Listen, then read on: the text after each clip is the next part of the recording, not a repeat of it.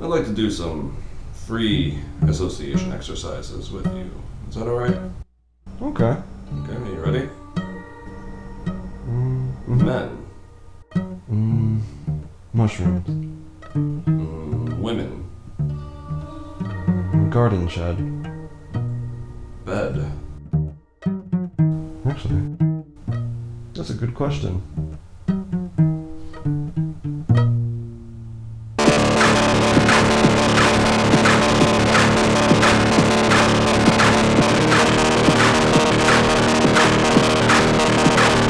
I like beds.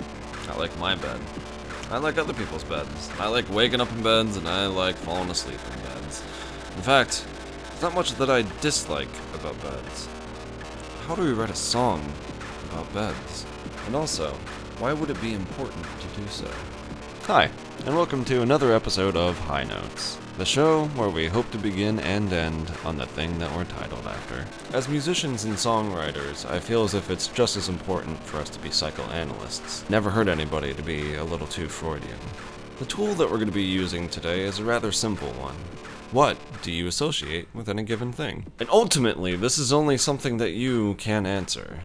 We shouldn't have to think too hard on it, but we should use caution that we don't censor ourselves either. An ordinary thing then becomes tied to memory, to experience, to emotion. But let's think this through musically.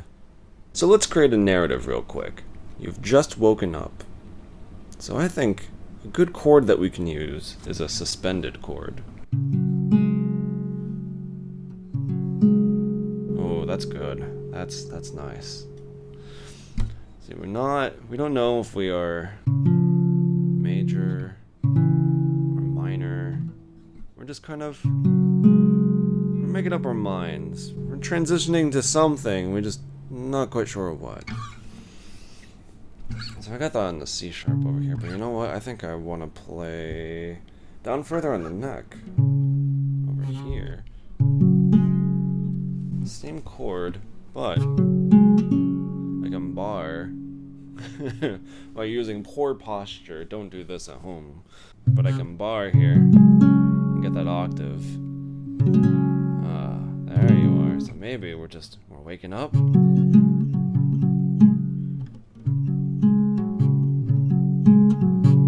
then... oh. Okay, so what next? Well, we are just beginning to wake up. And I don't know about you, but when I wake up, it happens in stages. So I don't think we've left the bed just yet. I think we're in stage 2 of waking up. I think we're sitting upright in bed. That is a good place for us to be in right now. So I think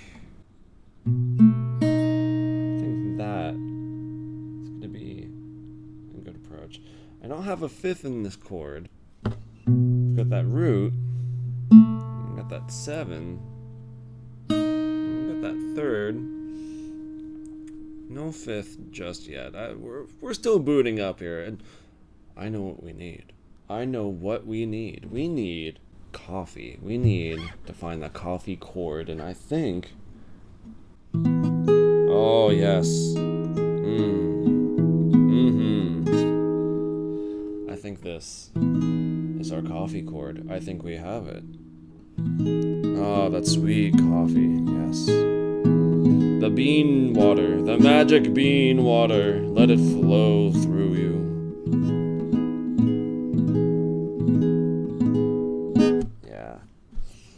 Yeah, I think this 7 chord is perfect. We got a major third here, we got the 5th, and we got that 7. More than just an ordinary chord, we got a little extra flavor in here. This is good. This is our coffee chord. And obviously, there's nothing that really ties like a 7 chord to coffee, and this is very interpretive for a narrative, I think. This will make for a good coffee chord. You know what? I don't know about you, but I do, whether I'm drinking it black or with cream, I always add a little sugar to my coffee. Sometimes I like to just drink it straight. but most mornings I need a little bit of sugar. So I think, as we're drinking our coffee, we're getting to that bottom point where all the sugar has kind of settled, so we can add. Ooh. See, still carrying on. There's a little bit of sweetness here. We got that major chord, so we're feeling good about something. But then we also got. Oop, we got this guy over here.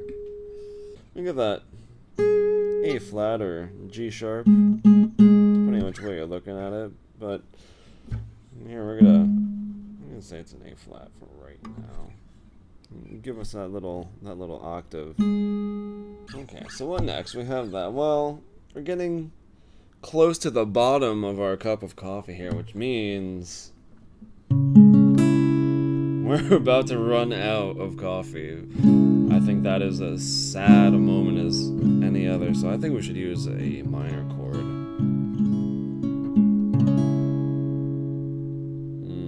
It is a sad moment. So what next? Well, I think this B chord here is going to be pretty cool. Pretty cool. I think after a minor chord, we can add another 7 chord just over here on the B.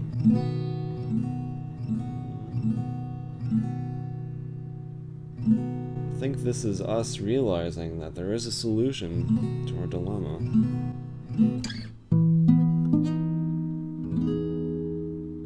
We can always get more coffee. That is always an option. We can always get more coffee. This time is a little bit different. You're on your second cup, so maybe it's a little different this time. Maybe the cream to sugar ratio is a little bit different. Maybe it's just the fact that we're getting a little high strung from too much caffeine. We gotta watch our caffeine intake. So now that we have a little progression for our song, let's think about the big question here. What do we associate with beds? For today's theme, I thought beds would be an interesting choice. We spend about a third of our life sleeping, and ultimately beds are really just a storage place to put our bodies when we don't feel like using them. For some, it can be a symbol of rest or sadness. So all this talk of psychoanalysis and beds really has me in the mood to write down some lyrics. But that is a very uninteresting process to watch. So let's cut and see what future me has in store for us.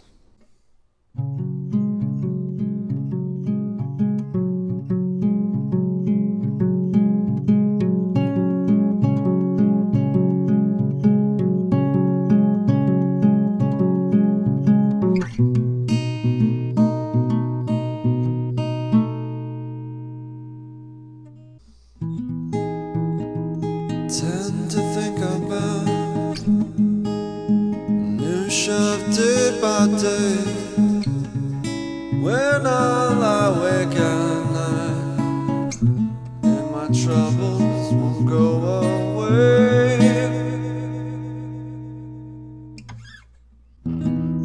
Can't help but think about those bed sheets that don't seem to fit. Don't matter how I stretch them, just won't cover it.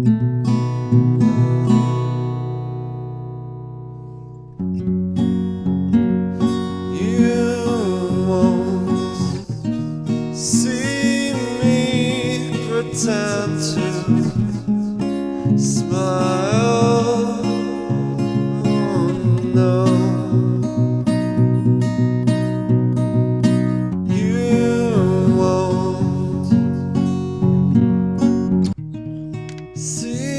Pretend to smile, no.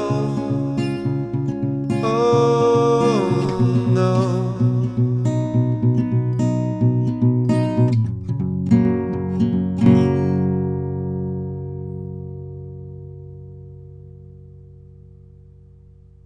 Alright, and there we have it. I know these songs have been a little on the shorter side, but really I just want to use them to demonstrate the application of these tools that we're using. But a few things that I'd like to go over. No matter how you approach creating a song, instrumentation is very important. For instance, I chose an acoustic guitar because I just wanted an acoustic instrument in general. Acoustic instruments give off a little bit of a warmer tone, and they sound a little bit more natural. It's just something to keep in mind. A square wave synthesizer would have a totally different feel. And also progressions. If you're having a hard time thinking of a progression to use, you can always use an outline of a chord. For the ramp and the little song that I did, I just used the outline of an inverted D-flat minor chord. So if you're ever in a bind, chord outlines. And of course, a little tip for everybody that's interested in the production side of things. For vocals, I forget who said it, but it's a great tip. Instead of using reverb, go for like a soft delay instead. It creates much of the same effect, and it's a little bit less muddy, so you don't lose your vocalist. And again, that's not a set in stone rule, but generally for soft, ambient guitar music, you want something that's kind of bright and crisp and clear. So, just something to keep in mind. And of course, let's have fun with this. And yeah, that's a wrap, I guess. Don't forget to like and subscribe. You know the YouTube things by now. And we also have a Facebook page. Yay! So like us on that too. I'll be posting just random stuff on that from time to time. And also a good way to just stay connected. So cool stuff. Alright, and until next time, bye guys.